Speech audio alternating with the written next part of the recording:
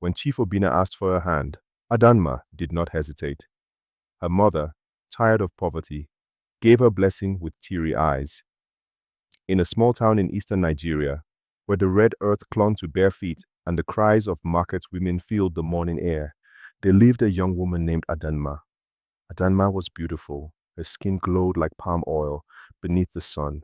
Her laughter could silence quarrels, and her eyes sparkled like river water.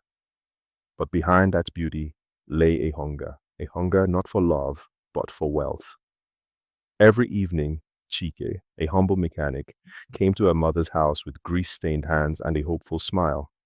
He loved Adanma with a sincerity that could not be bought. He dreamed of building a life with her, brick by brick, even if it meant starting with nothing. But Adanma's heart was unmoved. She would laugh and say, "Cheek, I cannot eat love. I want a man whose pockets are deeper than the ocean." And with those words, she broke his heart. Then came Chief Obina. He was old enough to be her father, but wealth followed him like a shadow.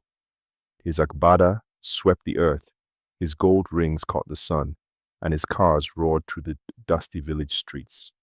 To Adanma, he was not a man, he was escape. He was the promise of silk wrappers, of mansions in Lagos, of a life far removed from hunger. When Chief Obina asked for a hand, Adanma did not hesitate. Her mother, tired of poverty, gave her blessing with teary eyes. The wedding was a festival. Drums thundered through the night. Women ululated with joy, and the bride price was counted in bundles of naira. Adanma danced, covered in coral beads and expensive fabrics. But her eyes never once met her husband's, for in truth, she had not married Obinna. She had married his wealth. At first, her dreams seemed to come true. She wore the finest clothes, traveled in cars with tinted glass, and ate meals she had never known by name. But the golden life soon revealed its cracks. Chief Obinna was not a gentle man. He was possessive, cruel, and unfaithful. To him, Adanma was nothing more than a jewel to display. Nights were filled with quarrels, mornings with cold silence. The mansion that once sparkled now echoed with loneliness. Adanma had everything she thought she wanted, yet her heart was emptier than ever before. One day, at the market, fate brought her face to face with Chike.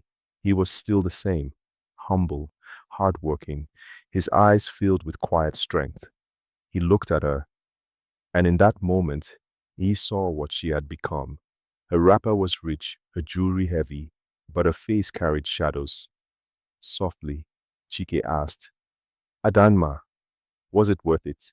She opened her mouth, but no words came, for in her silence lived the truth. She had gained riches, but lost peace. She had escaped poverty, but walked into a prison built of gold. And so, in the village, her story became a warning whispered from mother to daughter.